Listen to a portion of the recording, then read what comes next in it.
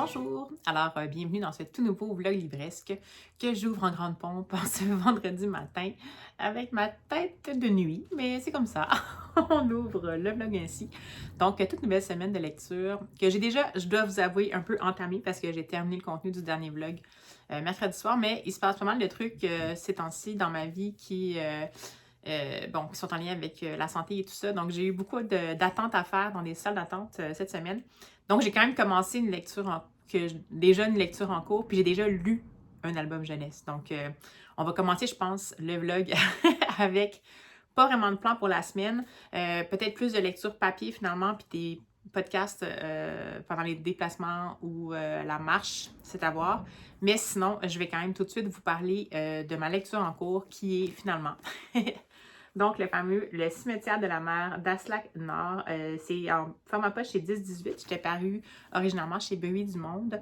Et ça fait longtemps que je veux le lire. Et finalement, je me suis lancée. Donc, pour ceux qui ont déjà entendu plein de fois le résumé, vous pouvez passer le petit prochain 20 secondes. Mais je vais quand même le relire pour ceux qui n'auraient pas écouté les autres vlogs. Donc, c'est parti pour la 4e. La famille Falk compte parmi les plus puissantes de Norvège. Le suicide de Vera Lind, la matriarche de la lignée, pourrait toutefois entraîner l'effondrement de leur empire. Elle laisse derrière elle de nombreux mystères.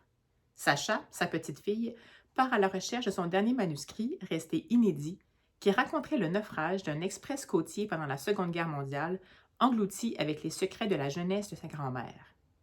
Désobéissant aux ordres de son père, Sacha s'allie à son cousin de Bergen et à l'impénétrable Johnny Berg, un ancien agent des services de renseignement norvégiens, pour découvrir cette vérité cachée au fond des eaux. Donc, ça a l'air excellent. C'est en format poche une bonne aventure de 600 quelques pages, 620 pages environ. Et en fait, mon temps d'attente m'a permis de me rendre jusqu'à la page 70 jusqu'à maintenant. Ça me plaît bien. C'est vraiment la structure. C'est pas nécessairement un polar, là. Vous pouvez voir, c'est comme un peu une saga familiale, secret caché, enquête, un peu. Mais c'est un peu quand même la structure des polars scandinaves que j'aime bien, c'est-à-dire qu'on a une bonne mise en place des personnages. Déjà, la page 70, par contre, l'événement dont on parle dans la 4e, donc le suicide de l'aïeul Vera Lind, et vient juste de se passer. Mais entre-temps, on a quand même eu le temps de découvrir 2 temporalités. Donc, la temporalité actuelle où on a la famille Falk qui est divisée en 2 branches depuis toujours, qui ne sont pas dans le même coin, dans le fond, de la Norvège et qui sont un petit peu en dissension, disons. Il y a une des branches qui s'est vraiment bien débrouillée au niveau financier, puis l'autre partie qui a vraiment de la difficulté et on sent déjà la tension et tout. On découvre certains des personnages principaux, dont la fameuse Sacha, dont le prénom en fait est Alexandra, si je me souviens bien. Et on suit par contre dans une temporalité du passé et peut-être du passé, le fameux agent Johnny Berg, l'ancien agent des services secrets, dans des missions qu'il a faites, puis c'est pas très doux. Disons que cette partie-là, pour le moment, on est vraiment dans tout ce qui est service secret qui essaierait de faire justement décoller certains groupes terroristes, on va pas les nommer, du Moyen-Orient, et qui malheureusement se retrouvent un peu pris dans ces griffes-là. Donc, pour le moment, on est là-dedans. Puis j'aime beaucoup, beaucoup la plume. C'est une plume vraiment bien roulée. Il y a de la description, mais pas trop. Le dosage est bon jusqu'à maintenant. Mais comme je vous dis, quand je vous disais structure de vraiment des policiers scandinaves, c'est que on prend le temps de bien installer les choses. On n'est pas dans l'action tout de suite avec les déroulements. Ça va être, à mon avis, vraiment une épopée, une plongée assez lente au cœur de cette famille-là, puis ce qu'elle cache, puis qu'est-ce que ça va révéler et tout, en lien avec certains éléments historiques. Donc, jusqu'à maintenant, ça a tout pour me plaire. Puis je disais justement dans le dernier vlog que, comme la semaine dernière, j'ai eu une semaine où j'ai eu plus de déceptions qu'autre chose. Pas de grandes déceptions, mais quand même. Disons que mes lectures n'étaient pas nécessairement à la hauteur de mes attentes. J'avais décidé cette semaine de prendre un livre spontanément qui, je pensais, aurait des éléments, des caractéristiques qui pourraient en faire en sorte que je l'aime. Puis dans ce cas-ci, on retrouve vraiment le côté plume très habile, très bien écrite, donc bien tournée. Un amour des mots, mais sans nécessairement que ce soit trop empoulé. Un des personnages jusqu'à maintenant auxquels on croit bien campé. Puis une lente entrée dans l'intrigue en tant que telle. Donc, jusqu'à maintenant, ça va, mais bon, je suis seulement à la page 70 sur 620, donc ça peut changer, mais ça va. Puis là, je lis en papier, celui-là, puis là, vous allez rire parce qu'en fait, j'ai pas accès à la version ni livre numérique ni livre audio numérique. C'est pas sorti encore. Donc, je suis en livre papier. C'est pour ça que je vous dis que cette semaine, ben, je vais peut-être viser plus pour les podcasts, pour les transports, on va voir. Mais bon. Sinon, j'ai lu également un petit album jeunesse que j'avais vu qui était dans les nouveautés, mais c'est peut-être pas nouveauté. Je pense que c'est, je vais voir la date de parution. Oui, nouveauté, 1er avril. Donc, qui est paru tout récemment au Québec, donc aux éditions Les 400 coups. Et c'est le tout premier album qui est narré et illustré par Geneviève Després, qui est une illustratrice au départ. Et c'est l'album Si j'avais su, donc de Geneviève Després chez Les 400 coups. Et dans cet album-là, ça va être un album pas les tout petits à structure répétitive. C'est indiqué ici que dans le fond, ce qui sous-tend ce truc-là, ça va être de comprendre que parfois, il faut faire attention. Ce qu'on dit ici sur, dans le fond, le site des libraires, c'est qu'il faut faire attention à nos actions car on ne sait pas toujours ce qui nous attend. Donc, c'est vraiment, dans le fond, un florilège d'histoires, d'initiatives un peu ratées et vraiment rigolotes. Donc, on va, comme je vous dis, c'est vraiment ces structures répétitives. Je vais prendre mon chat en même temps parce que sinon, vous voyez sa queue.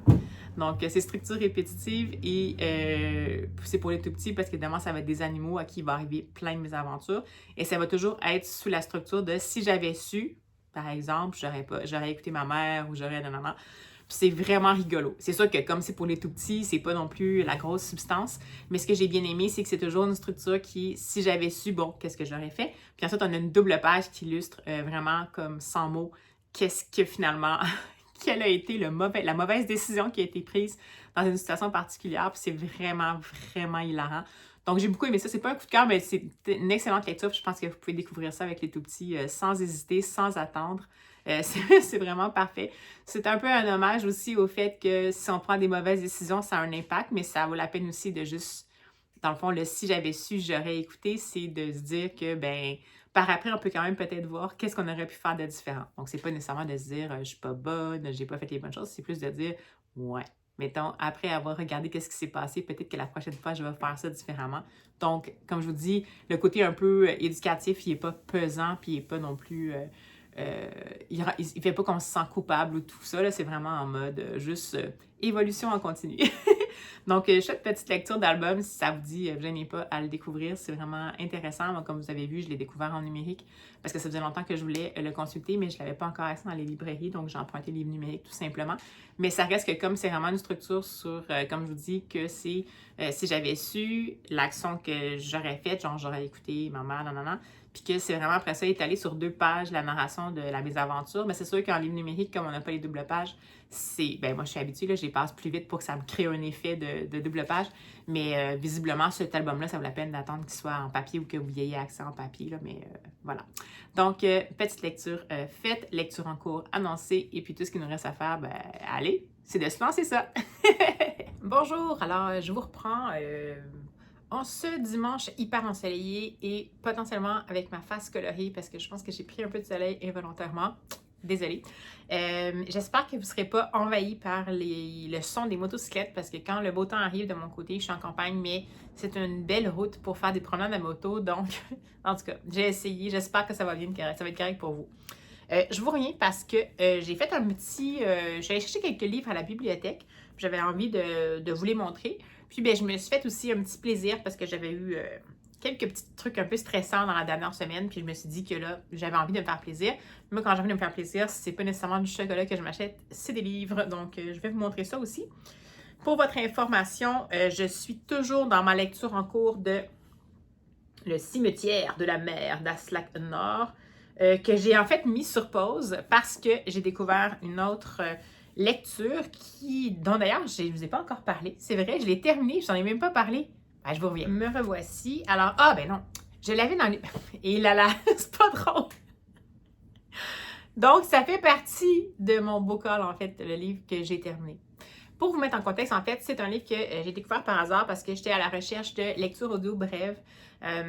J'étais un petit peu dans la même situation que j'ai écouté le vlog de Fluid Books il n'y a pas longtemps, puis elle disait qu'elle était à un stade où les livres dans sa pile à lire sont trop récents pour être en version audio, puis c'est un peu je suis dans la même situation, soit qui sont trop récents ou c'est des auteurs québécois, c'est plus compliqué un peu. On a un marché qui est plus restreint, ça coûte cher faire des livres audio, donc il y en a, mais ils ne sortent peut-être pas à une aussi grande vitesse, disons, que en Europe, parce que le marché est différent, puis les moyens sont différents. Bref, j'en cherchais une. J'écoute beaucoup de podcasts ces temps-ci, dont La Grande Librairie, je t'en ai, je crois, déjà parlé, mais des fois, j'ai envie aussi d'avoir un livre audio. J'ai cherché des lectures brèves, puis je suis tombée sur... c'était considéré comme un essai littéraire. Je ne sais pas trop comment l'autrice vraiment décrit ça, mais je suis tombée sur un livre d'Alice Zeniter et j'avais jamais lu cette autrice-là. Je l'avais vue passer plein de fois parce qu'elle a une bonne bibliographie quand même. Elle a été très prolifique.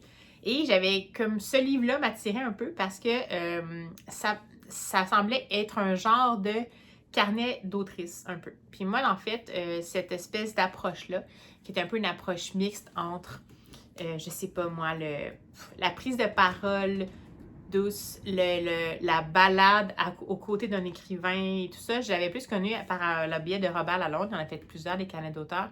Puis ça nous permet aussi de découvrir plein d'autres auteurs qui sont satellitaires, disons, à la situation parce qu'ils sont souvent cités par les auteurs en tant que tels.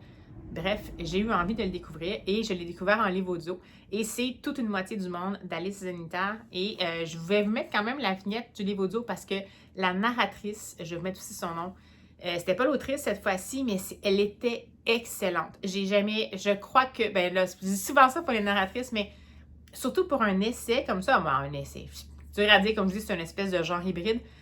Elle a su rendre ça avec brio. Elle a fait que c'était devenu soudainement, ça devient humain, sensible, dynamique par moments. Ça suscite la réflexion dans d'autres parce qu'elle arrivait justement à bien nous faire vivre le texte, même si c'était pas nécessairement une forme de roman. Alors, donc, Toute une moitié du monde. Je voulais vous lire la 4e de couverture, mais de ce que je vois, ben là, c'est pour ça que c'est ça que je cherchais quand j'ai mis fin à la vidéo temporairement, mais c'est que je cherchais la 4e pour pouvoir la lire parce que ce qui est arrivé, c'est que j'ai lu ce livre-là et j'ai tellement aimé ce parcours-là auprès de l'autrice. Et surtout, ça m'a permis de... Bien évidemment, je me suis rendu compte que je n'avais pas tous les référents, mais c'est pas grave. C'est sûr que c'est quand même bien ancré en contexte européen. Ça m'a comme vraiment donné envie de le relire éventuellement parce que j'avais comme le goût de prendre des notes. Puis moi, je suis quelqu'un qui prend aucune note quand je lis. Je sais pas dans ma pratique. Mais là, j'avais envie de prendre des notes, donc c'est pour vous dire. Et comme je l'aimais beaucoup, j'ai décidé de me l'acheter en livre papier. Donc, c'est Toute une moitié du monde, comme je vous disais. Je l'ai pris en édition, j'ai lu parce que les moyens. Et... je vais vous lire la 4e. Ah, c'est mieux. Ce que j'avais trouvé, c'est trop bref. Je vais lire la 4e de couverture qui est écrite ici pour vous. Je crois que ça va quand même vous le présenter un peu parce que c'est un livre dont j'arrive pas vraiment à vous résumer. Donc, je vous lis ça, puis après ça, on en reparle. Avec toute une moitié du monde, Alice Zeniter a écrit un livre hautement stimulant, fondé sur ses expériences personnelles de lectrice avant tout, mais d'écrivaine aussi. Un livre qui nous invite à repenser nos façons de lire les histoires qu'on nous raconte. C'est au lecteur que nous sommes qu'il s'adresse, c'est avec nous qu'il converse, avec autant de sérieux que d'allégresse, autant d'humour que d'érudition. Ce livre est tout simplement l'histoire d'une femme qui aimerait qu'on ouvre en grand les fenêtres de la fiction. C'est une 4e de couverture qui est vraiment parfaite. Surtout le côté que ça s'adresse avec autant de sérieux que d'allégresse et d'humour que d'érudition. C'est exactement ça, la plume d'Alice Zeniter. J'en avais jamais lu d'elle et c'est comme ça que je pourrais décrire mon parcours. J'ai été à la fois touchée, j'ai été à la fois amusée, mais aussi, comme je vous ai dit, j'avais l'impression quand même de ne pas avoir tous les référents. Donc, elle a une grande culture, c'est quelqu'un qui se nourrit beaucoup. Il y a énormément de notes de bas de page, mais c'est des notes de bas de page qui sont un petit peu justement dans l'humour, c'est-à-dire que c'est pour préciser des choses, mais avec vraiment légèreté, donc ça, c'est super appréciable. Puis, c'est ça, c'est vraiment un livre dans lequel elle va aborder son expérience de lectrice. Mais voyez-vous, il y a 1, 2, 3, 4, 5, 6, 7, 9 parties. Je vais vous mettre peut-être la table des matières si j'arrivais à la voir. Et dans le fond, elle va aborder beaucoup dans le fond, la notion de la femme dans la société. Ensuite, qu'est-ce que pour elle était une autrice. La notion... il y a une des parties qui s'appelle la parade virile, puis c'est vraiment plus justement ancré dans, je crois, le contexte des écrivains en France. J'en étais un peu consciente. C'est sûr que c'est peut-être un contexte dont j'ai moins conscience, mais je sais que c'est pas nécessairement rose au Québec. Puis tout ce que ça fait en lisant ça, c'est que ça m'a donné envie justement de m'informer plus sur qu'est-ce qui se passe au Québec, parce qu'évidemment, on n'a pas nécessairement les mêmes la même culture précisément. Ça reste qu'on est dans une société qui a un format qui se ressemble, c'est-à-dire une société qui a quand même été longtemps dominée par les hommes, puis qui l'est encore en partie. Le milieu de l'écriture a été fortement un milieu d'hommes pendant très longtemps, mais il me semble qu'au Québec, il y a une certaine ouverture, mais je ne m'y connais pas du tout. Donc, cette partie-là m'a quand même beaucoup interpellée. Puis ensuite, après ça, elle va aborder différentes formes, plus dans l'écriture, les personnages, la forme et le chaos, la mise en relation. Puis après, ça fait quelques petites digressions. Bref, j'ai vraiment beaucoup aimé ça. Ça a été pour moi une lecture à laquelle je ne m'attendais pas. Je ne m'attendais pas à ça. Je ne m'attendais pas à apprécier autant que ça. C'est une invitation à la réflexion. C'est une invitation à découvrir d'autres plumes. C'était vraiment parfait. Je trouvais que c'était tellement aussi... même si c'est des moments où c'est vrai que c'est quand même assez poussé en termes d'érudition, puis même si j'étais consciente de ne pas avoir les références, je ne me suis pas sentie jugée comme lectrice de ne pas les avoir ou mise de côté ou tenue à distance. C'est une écriture qui est super fluide, qui accueille le lecteur, puis qui a envie d'engager la conversation. On a vraiment l'impression qu'on est assis à une table puis qu'Alice Zenita nous parle de ça. Ça m'a également donné, bien entendu, envie de découvrir son œuvre. C'est un peu drôle parce que je vais avoir découvert son espèce de retour sur l'écriture avant même d'avoir découvert sa plume, mais ça donne vraiment, vraiment envie de la découvrir. Donc, c'est une lecture surprise que j'ai tellement appréciée que j'ai décidé que c'est un des livres que je voulais m'acheter pour un petit baume sur mon stress de la dernière semaine. Donc, voilà pour le premier livre de... je vais le mettre à un endroit où vous allez le voir. Est-ce que je peux? Voilà. Donc, le premier livre, dans le fond, du Book Haul. Et ensuite, on va y aller avec le second, dans le fond, absolument. Je vais finir avec la Bibli. Ensuite, on va y aller avec le second que j'ai acheté. Ça faisait longtemps que je voulais l'acheter depuis que j'ai appris qu'il y avait une adaptation cinématographique qui avait été faite par Léa Poul, la réalisatrice. Et c'est, je ne sais pas comment le prononcer, c'est peut-être Our ou Heur de Odur Ava Olav de Tir. Et en anglais, c'est Hôtel Silence, comme vous pouvez voir sur le dessin ici. Puis l'adaptation cinématographique a été faite sous le nom de Hôtel Silence. Je l'ai pris en collection de poche chez Zulma. C'est pas ma collection préférée chez Zulma parce qu'elle est très dense. Comme vous pouvez voir, là, ça respire pas beaucoup. C'est un peu comme la collection Proche, qui est la collection de poche pour Iconoclast, puis Les Arènes et autres. Puis, je comprends que c'est pour garder le prix bas, donc c'est pour ça que je l'ai prise. Mais juste pour vous dire, c'est pas ma préférée, disons. Je vais quand même lire la quatrième de couverture. Odur Ava Olav de Tir elle a commencé sa carrière d'écrivaine avec le fameux Rosa Candida, en tout cas dans la traduction en français. On a commencé à la connaître là, mais ça se peut qu'elle ait été connue avant, évidemment, en Islande, puisque c'est une Islandaise. Et moi, j'ai découvert que récemment, même si ça faisait très longtemps que j'en entendais parler, que j'ai souvent suggéré et tout ça, parce que je travaillais en librairie avant d'être bibliothécaire. Puis ça fait longtemps que je voulais la lire. Puis depuis que j'ai lu son premier, Rosa Candida, j'étais complètement séduite. Dès que je peux mettre la main sur un Odur Ava Olav de Tir, je préfère me les acheter parce que ceux-là, je vais les lire vraiment doucement puis pouvoir les relire.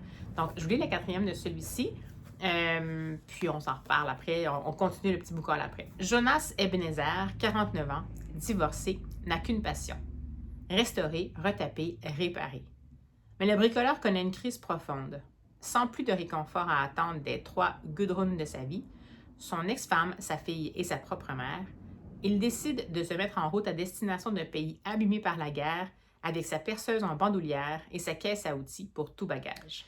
Comme souvent dans les romans de Rosa Candida, d'Odur Ava Olav de Tir, on parle ici d'une fuite. Donc, souvent, ça va être des personnages qui vont quitter les soins. En tout cas, dans la Rosa Candida, c'est ça. Dans Miss Island, elle part de où est-ce qu'elle est. Puis, bon, il y a souvent, pas une fuite, mais une décision de partir, disons, qui peut être une fuite ou autre.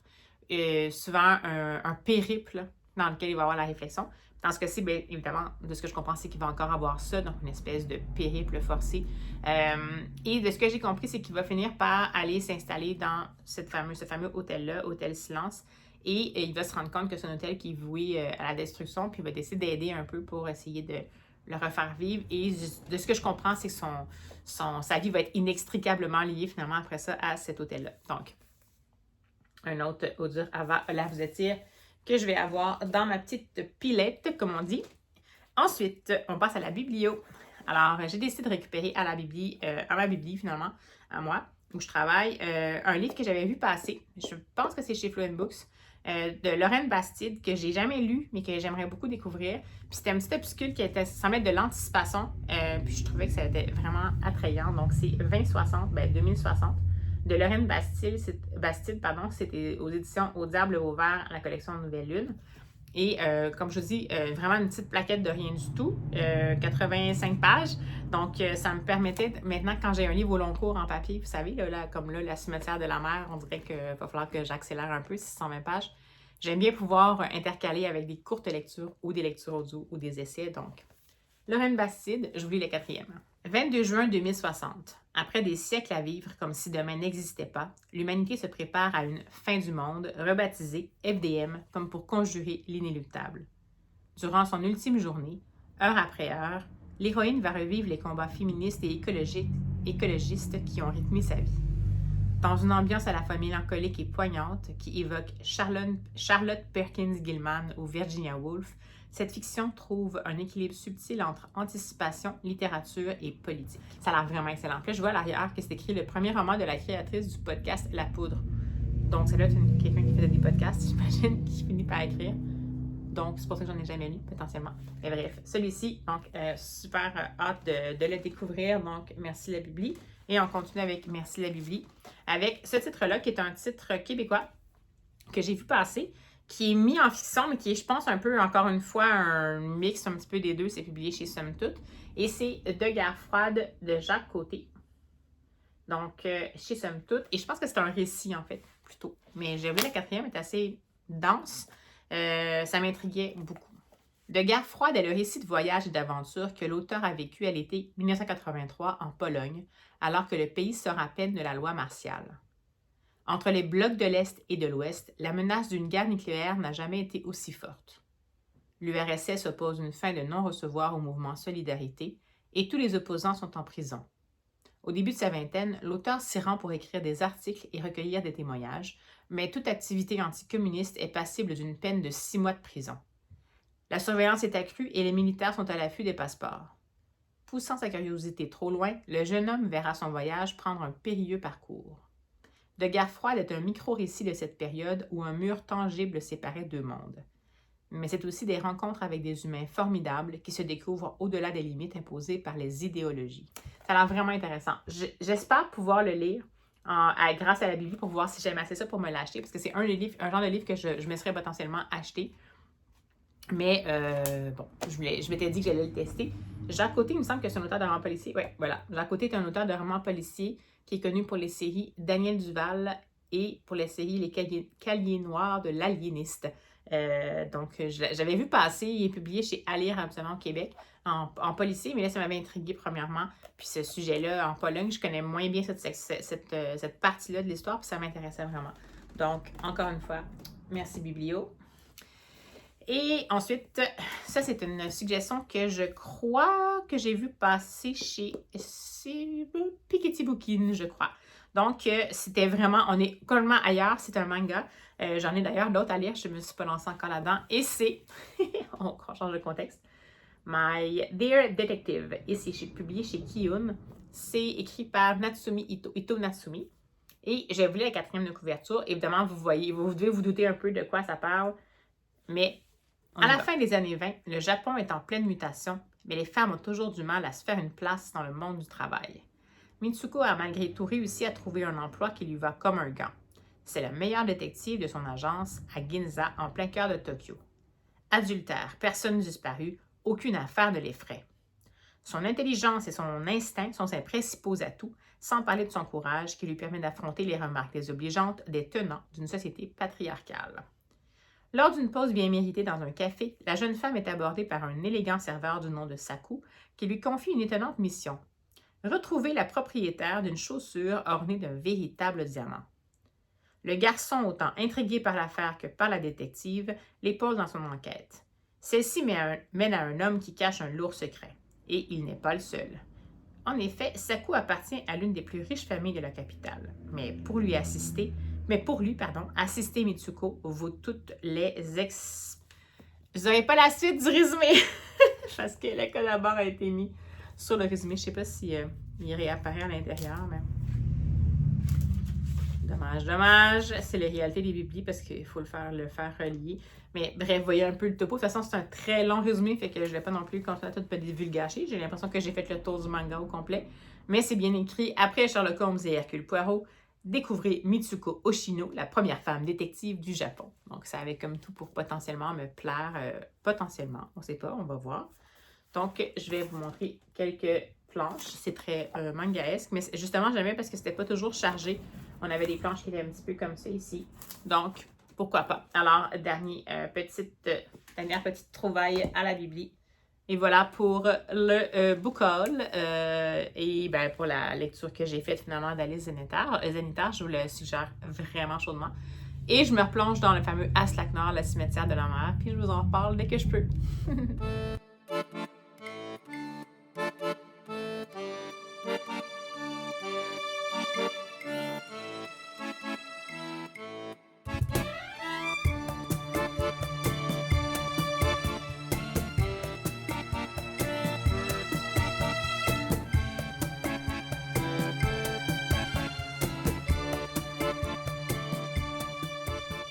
Hey, bonjour, alors je fais un petit coucou.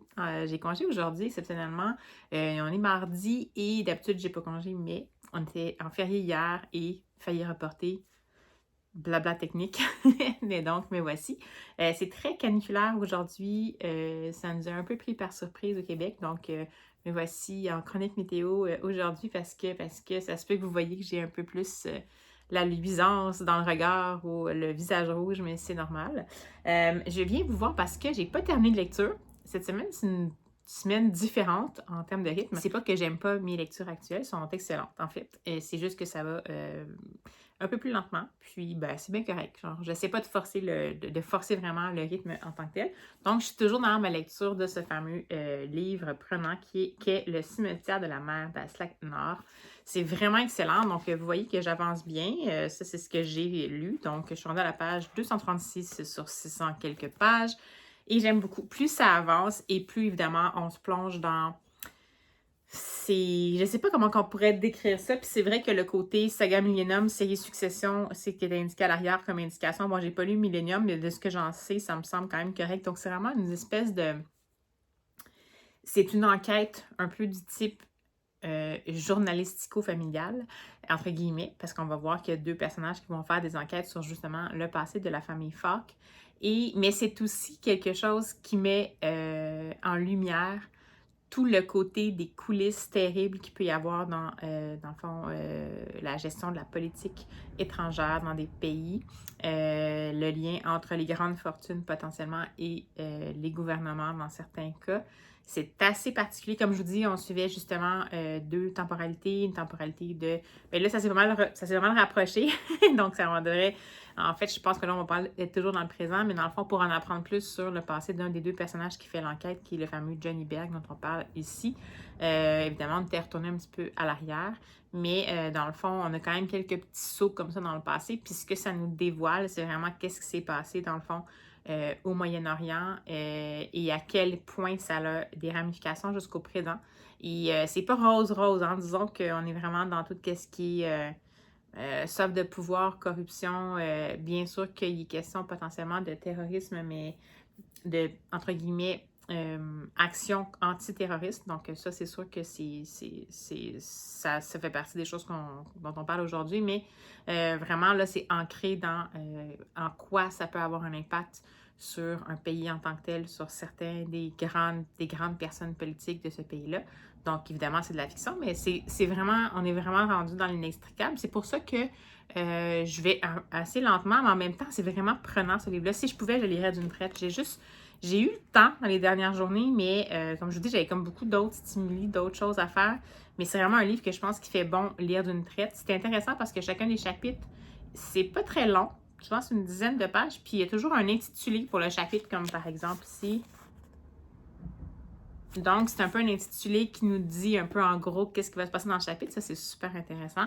Donc, bonne lecture. J'espère le finir avant la fin de ce vlog-ci. En fait, c'est mon objectif. Donc, ça se peut que je termine mon contenu exceptionnellement beaucoup plus tard cette semaine parce que j'aimerais beaucoup ça pouvoir le terminer pour pouvoir vous en parler. Je vais peut-être aussi me faire une lecture de peut-être 1 ou 2 graphiques pour vous donner un petit peu plus de contenu potentiellement parce que je vais peut-être pas multiplier les lectures.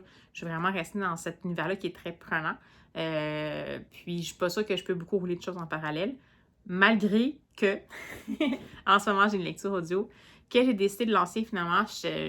J'aime bien les podcasts, mais j'ai pas encore trouvé exactement les podcasts qui me plaisent. Je vais peut-être essayer de Il y a peut-être un podcast dont Fun Books nous a reparlé dans ses derniers vlogs que j'avais potentiellement écouté, mais ils sont terminés. Mais je pourrais peut-être faire partir du début, dans le fond, pour les écouter à rebours, parce qu'il paraît que le ton était vraiment intéressant, donc pourquoi pas. Cela dit, pour cette fois-ci, j'ai décidé de me lancer dans la lecture audio d'un... C'est annoncé comme une biographie romancée. Et c'est une autrice qui, de ce que j'ai compris quand j'ai regardé sa bibliographie, a tendance à se spécialiser dans la biographie romancée. Donc, c'est d'Alexandra Lapierre. C'est Belle Green d'Alexandra Lapierre. C'est paru... Je ne sais pas c'est paru où en premier. Flammarion, je pense. Est-ce que c'est Flammarion? Oui, chez Flammarion en premier. Ensuite, c'est édité en format poche. Puis là, c'est disponible en livre audio chez Lizzie. Et bon, je l'écoute en livre audio. La narratrice est vraiment... la narratrice ou le narrateur? Narratrice. est vraiment habile. C'est intéressant. C'est quand même une histoire qui a beaucoup de personnages impliqués. Et je voulais la quatrième, la description qui est indiquée pour le titre en tant que tel, pour vous donner un peu une idée. Si jamais vous ne savez pas qui est Belle Green. Moi, je ne le savais pas. Mais quand j'ai lu un peu dessus, ça m'a dit quelque chose parce que c'est lié au milieu des bibliothèques. Donc, allez, on se lance pour la quatrième. À New York, en 1900, Belle d'Acosta Green, une jeune Afro-Américaine célibataire et sans fortune qui se faisait passer pour blanche, parvient, grâce à son intelligence et à sa détermination, à gravir les échelons de la société jusqu'à devenir la coqueluche de l'aristocratie internationale. Une biographie romancée de cette personnalité étonnante qui a fondé la Morgan Library. Donc, voilà, c'est une jeune femme qui, on le comprend, est issue d'une famille dont les ancêtres, en fait, ont été esclaves, parce que ça se passe vraiment fin 19e, début 20e. À l'époque, mis à part le traitement horrible qui se faisait des esclaves aux États-Unis, bien entendu, et beaucoup ailleurs dans le monde, mais bien entendu, il y a eu des esclaves femmes qui ont été malheureusement violées par des propriétaires d'esclaves à l'époque et ça finit par faire en sorte que dans certains cas, il y a des enfants qui sont nés de ces... En fait, des enfants sont nés de ces viols-là et ce sont des enfants qui étaient des métis parce que habituellement, le propriétaire était une personne de type caucasien et que l'esclave était de type afro-américain et ça faisait des métis. Par contre, au fur et à mesure, avec certaines alliances et tout ça, puis malheureusement peut-être certains abus croisés, ça fait en sorte que certains enfants sont devenus, avaient absolument presque aucune caractéristique d'un Afro-Américain, avaient vraiment tous des traits caucasiens. Donc, à part peut-être un teint un peu plus basané, mais pas... À l'époque, ça ne faisait pas vraiment une grande différence. Et ça a été particulier parce qu'à cette époque-là, c'est ça qu'on apprend dès le départ, en fait, du livre, ça nous met en gros en contexte, c'est qu'aux États-Unis, même s'il y a eu la guerre de sécession, puis que finalement les abolitionnistes ont gagné, c'était pas encore réglé, là. Il y avait encore la ségrégation quand même. Puis là, on est vraiment dans le New York de cette époque-là. Puis c'est une époque où il y avait une loi où on devait déclarer si on était, à l'époque, ce qu'on appelait un blanc ou un noir, donc quelqu'un de type caucasien ou un afro-américain. Et en fait, à l'époque, dès que quelqu'un était métis, même si visuellement, il n'y avait pas les traits il y avait des traits caucasiens, il était considéré comme une personne noire. Donc, c'est particulier et il devait se déclarer comme tel. Et s'il se déclarait comme tel, il n'y avait pas le droit de vote. Il y avait plein de choses il y avait le droit de vote, mais il y avait plein de choses qu'il n'y avait pas. Évidemment, il n'y avait pas accès à des établissements comme toutes les personnes de type caucasien.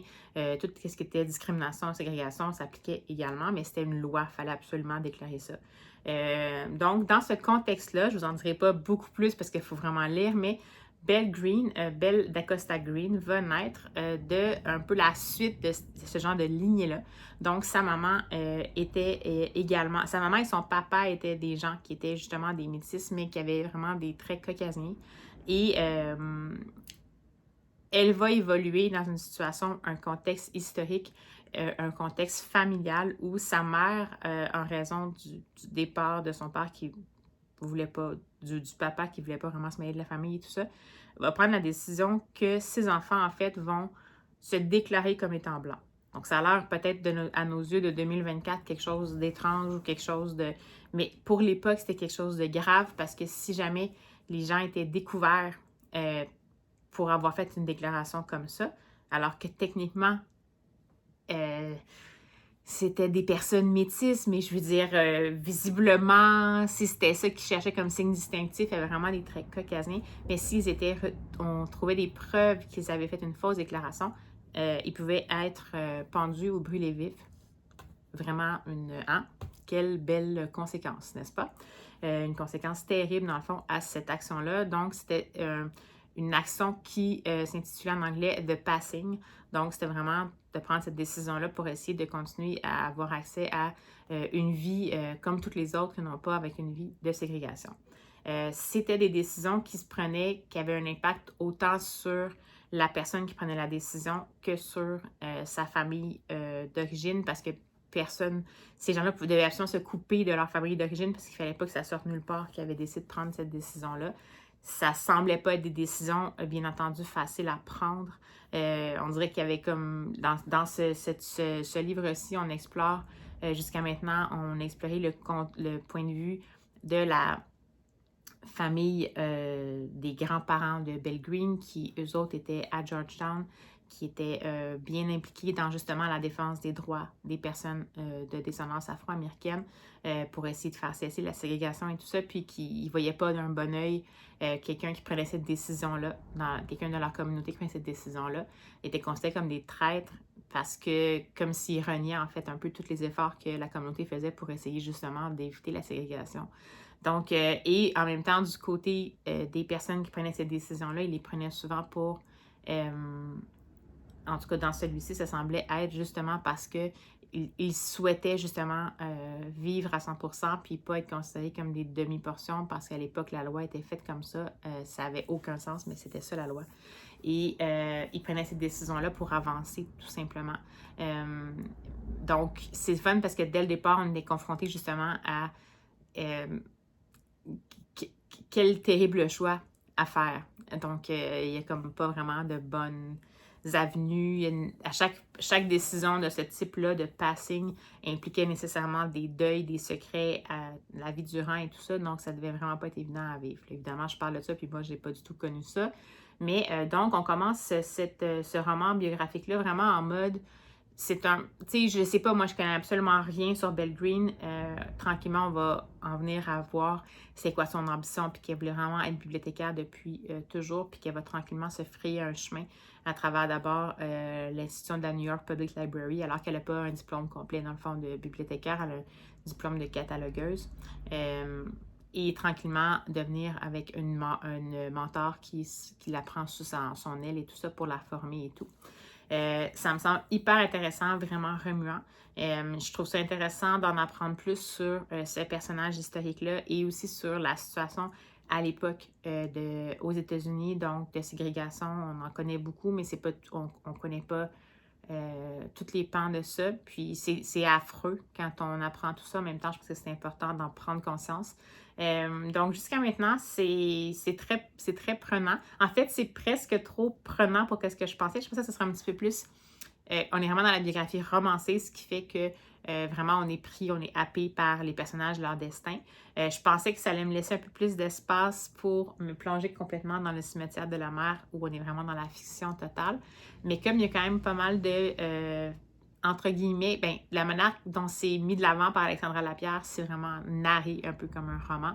Là, on dirait que j'ai comme 2 romans de front. Mais bon, je vais peut-être le continuer en livre audio, soit que je pense pas que je vais pouvoir terminer Belle Green et le cimetière de la mer dans ce vlog-ci. Donc, je vais peut-être prioriser le cimetière de la mer. Et si j'arrive à terminer Belle Green, ben tant mieux, ça sera chouette. Mais sinon, je le poursuivrai sur le prochain vlog. Ça m'a quand même fait hésiter. Je l'avais vu passer, je l'avais découvert par hasard.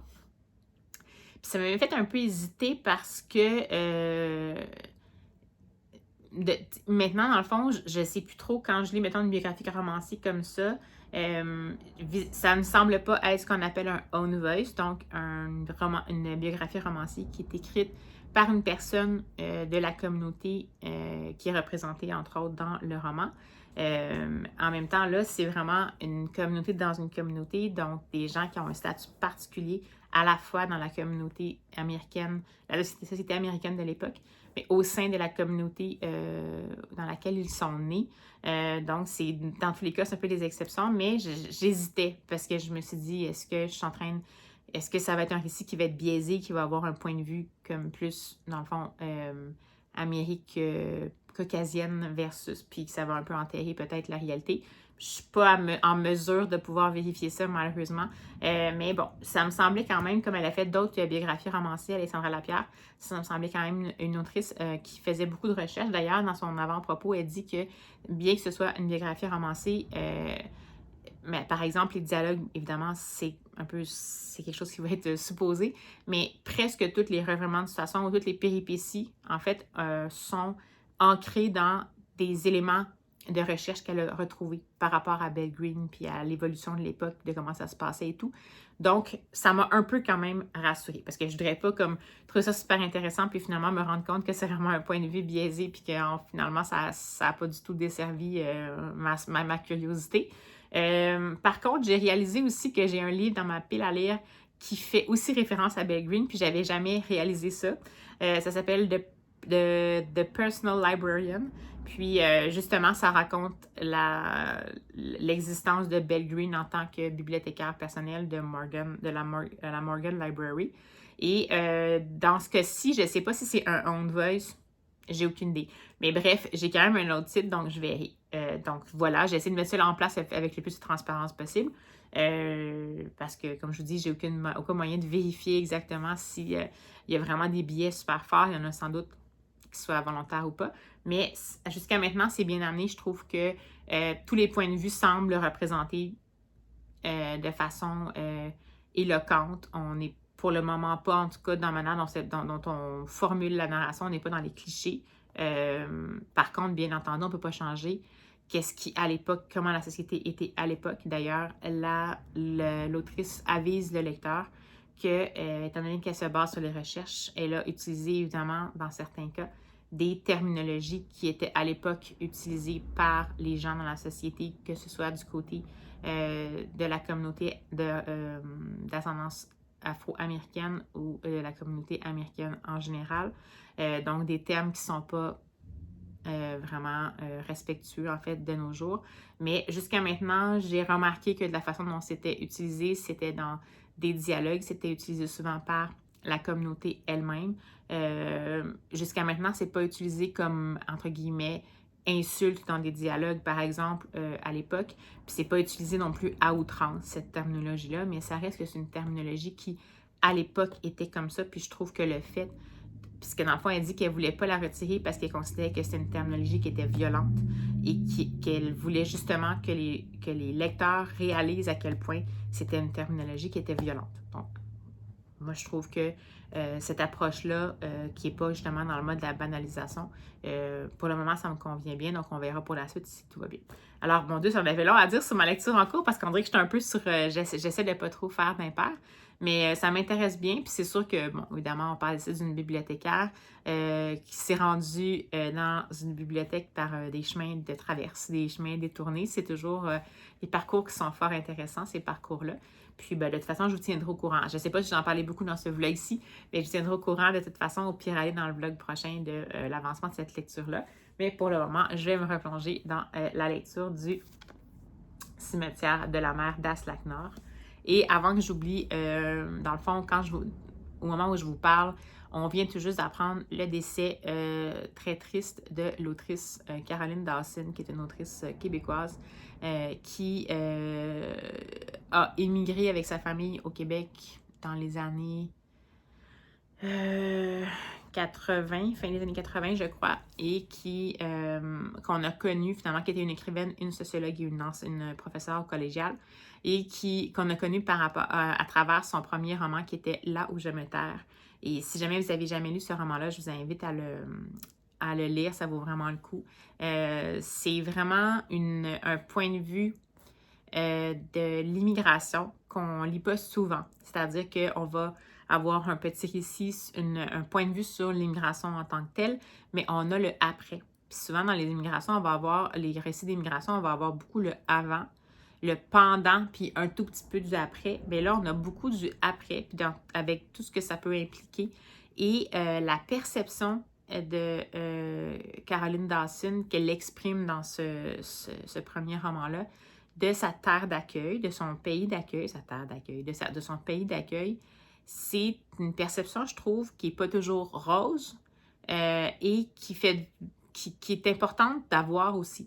Parce que des fois, on a beau vouloir ouvrir grand les bras, ça ne peut pas nier, il ne faut pas oublier que l'expérience du côté de la personne en immigration n'est pas toujours nécessairement positive parce qu'après, une fois le processus, l'arrivée au pays fait, bien entendu que tout n'est pas réglé sur le coup. Donc voilà, je trouve ça super intéressant. Donc je voulais vous le mentionner si jamais vous n'avez jamais lu. Évidemment, ce livre-là est paru il y a quelques années. Si jamais vous ne l'avez pas encore lu, je vous invite à le faire. Sinon, il a également sorti, si je me souviens bien, c'est un recueil de poèmes. Je vais vous mettre la quatrième et qu'elle a sorti tout récemment. Et un album jeunesse qui venait tout juste de paraître chez La Bagnole, que j'ai lu il n'y a pas longtemps, qui s'appelle Partir de loin.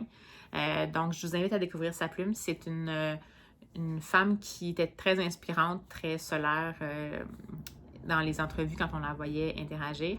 Puis de ce que j'ai compris, elle combattait son cancer depuis 3 ans. C'était un cancer des os très virulent. Et de ce que j'ai compris, ce qu'il dit en tout cas en ce moment dans les articles hommages en ce moment, c'est que c'est quelqu'un qui avait décidé de prendre le parti de la vie jusqu'à la fin. Donc, quand on la voyait dans les interventions, les fois où elle avait l'énergie de faire des interventions dans les 3 dernières années, elle était toujours elle avait toujours un grand sourire, elle était toujours très... évidemment qu'on voyait bien qu'elle était en mode de combat parce qu'évidemment, ça paraissait physiquement, on voyait qu'elle avait eu des traitements très invasifs et tout ça. Mais dans ses yeux, il y avait toujours cette espèce de lueur-là cette vivacité-là, justement, le côté très solaire qui était présent, puis elle l'a conservé jusqu'à ses derniers jours. Donc, je trouvais ça très émouvant. Puis, j'avais envie de faire un petit mot à ce sujet-là. Donc, peut-être que, justement, une façon de bien honorer sa mémoire, c'est de la découvrir si vous ne l'avez pas encore découvert comme plume. C'était une voix, je pense, qui mérite de s'incruster dans nos mémoires, évidemment. Alors voilà, sur ces mots un peu tristes évidemment, mais nous, on va se dire à tout bientôt parce que je vais quand même me replonger dans mon fameux livre. Puis ben voilà, on se revoit dès que je peux.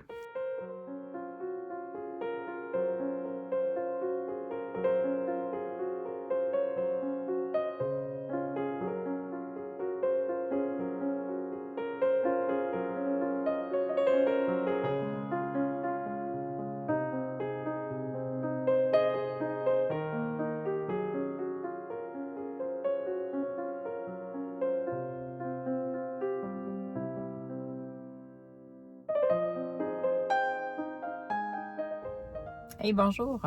Alors, c'est dans cette luminosité bigarrée de fin d'après-midi que je vais venir vous parler des 2 lectures que j'ai terminées juste à temps pour la fin du vlog. Yes. Alors, tout d'abord, j'ai terminé hier le fameux Cimetière de la mer d'Aslak Nord et c'était captivant jusqu'à la fin, jusqu'à la dernière page, jusqu'à la dernière phrase. Et j'ai l'impression qu'il va y avoir... En fait, je voyais qu'il y avait un autre livre qui sortait en France le 4 avril, donc ça s'appelle Les héritiers de l'Arctique. Je ne sais pas si on va voir, mais je comprends que potentiellement ça sera sans doute une suite. Alors, qu'est-ce que je peux dire de ce livre-là? Ma foi, c'est vraiment un tour de force. C'est hyper bien construit. C'est un livre qui... je sais, je ne pourrais pas vous dire beaucoup de détails sur ce qui va se passer, mais c'est un livre qui va confronter l'histoire avec un grand H, de l'histoire de la famille Falk, l'importance de la famille versus l'importance de la transparence, qu'est-ce qui est mieux, la vérité ou le secret, le bien ou le mal. Un grand pan sur la politique étrangère. Est-ce que la fin justifie toujours les moyens? J'essaie d'être en général, mais ça a l'air d'être un peu des grands concepts, mais c'est porté par les personnages qui sont là, qui sont super bien développés, qui vont évoluer, mais aussi comme régresser et se transformer au fur et à mesure du récit, ce qui fait que ça, c'est vraiment, ça n'a pas de prix, c'est vraiment excellent. Ça fait en sorte que nous, comme lecteurs, on est bardassés d'un côté puis de l'autre, jusqu'à la fin. Bon, en même temps, je suis bon public là, parce que souvent, je vois pas les choses venir, mais jusqu'à la fin, je n'étais pas trop certaine à chaque fois que je pensais que j'avais déterminé ma perception d'un personnage, puis je disais, OK, cette personne-là, genre, je l'apprécie ou j'apprécie pas. Il y avait un revirement de situation qui faisait que je me disais, oh my God, pour vrai, cette personnage-là s'en va là. C'est troublant, ça nous secoue la tranquillité. C'est plus grand que l'histoire anecdotique en tant que telle, parce que comme je vous dis, ça va aborder aussi une dimension politique, sociétale. C'est pas super joyeux. C'est sûr que pour ceux qui sont un petit peu anxieux, c'est peut-être pas la meilleure voie pour vous, parce que quand on sort de là, on est un peu... c'est le triomphe de la désillusion, je dirais. Mais vraiment, là, la plume était excellente, rythme parfait, avec des rebondissements suffisamment pour que notre attention soit maintenue, des personnages auxquels on croit complètement, des imbroglios, des fausses pistes, mais vraiment, c'était excellent. Un coup de cœur total. Je ne sais pas comment vous le décrire autrement pour vous donner envie de le lire, mais je vous ai lu la 4e de couverture au départ, puis sachez que oui, c'est une enquête, techniquement. Oui, il y a quelqu'un qui décède au début. Puis ça va toucher tellement de pans de la grande histoire du 20e siècle, de l'histoire aussi des femmes, de la place des femmes dans cette histoire-là, de valeurs fondamentales et tout ça, que vraiment ça dépasse le principe d'un thriller de base, dans le fond. Mais vraiment, là, c'était excellent, excellent. Et sinon, j'ai lu un autre petit livre parce que je voulais vraiment vous varier un peu mes lectures pour ce vlog-ci. Puis comme Le cimetière de la mer m'a pris quand même un bon moment à lire, mais j'ai lu en papier, je suis super contente de moi. En fait, j'ai décidé de lire un opuscule qui m'avait un petit peu intriguée depuis sa sortie. Ça s'appelle Proust au gym d'Anthony Lacroix. Et c'est chez Ta Mère, aux éditions Ta Mère. Et bien évidemment, comme pour ceux qui le savaient, j'avais décidé de commencer à lire À la recherche du temps perdu, le tome 1, en tout cas, en livre audio au début de l'année. Puis j'ai l'intention potentiellement de poursuivre ma lecture audio. Puis ce livre-là, c'est un peu comme de la prose poétique.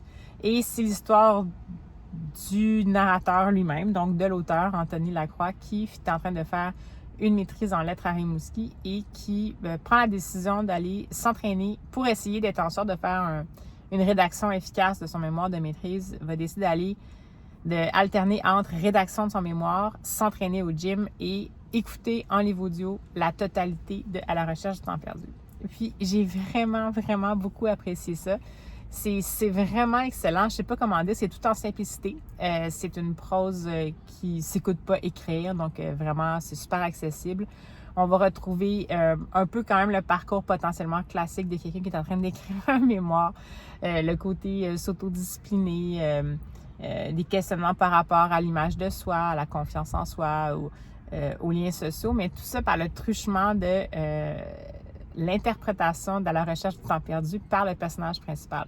Puis bon, attention, ceux qui veulent vraiment pas se faire divulgacher à La recherche du temps perdu, mais c'est sûr qu'il y a énormément de référents à l'ensemble des tomes de La recherche du temps perdu. Moi, j'avais seulement lu le premier tome, donc potentiellement que j'ai lu des choses qui vont arriver puis que je vais savoir à l'avance, mais comme c'est quand même une histoire qui est tellement bien connue, je pense pas que ce soit la catastrophe de savoir à l'avance. Si par contre vous avez déjà lu À la recherche du temps perdu, je pense que c'est un excellent tome compagnon. J'ai vraiment beaucoup aimé le ton. Je dis que c'est une prose, mais c'est en vers libre, dans le fond. Ouais, je sais pas qu'on pourrait dire ça. Donc, c'est une prose qui est bien rythmée quand même, avec une structure vraiment assez cocasse qui est divisée en espèces de séances d'entraînement. Donc, on a vraiment les programmes d'entraînement qui sont mis de l'avant par le personnage principal, ainsi que ses objectifs de rédaction de maîtrise. Puis après, dans le fond, on le suit à travers une année complète à l'université de tenter de rédiger sa maîtrise. Et il y a une fin vraiment, il y a vraiment une fin savoureuse. J'en dirai pas plus, mais en fait, j'ai tourné la page et je me suis dit, ah, est-ce que j'ai manqué quelque chose? Mais non, en fait, c'est vraiment bon jusqu'à la fin. Donc, c'est une découverte impromptue pour moi. Je connaissais vraiment pas l'auteur, mais pour moi, c'est une découverte qui vaut vraiment le coup. Ça me donne vraiment le goût de découvrir ces autres ouvrages, définitivement. Puis, je vous le conseille. C'est quand même relativement récent. Je vais vous mettre la date de publication, mais il me semble que c'est dans le dernier mois ou mois et demi. Un petit opuscule. Puis moi, c'est clair que celui-là, je pense que je vais me l'acheter. Ou en tout cas, je vais le garder quand je vais avoir fini de lire À la recherche du temps perdu.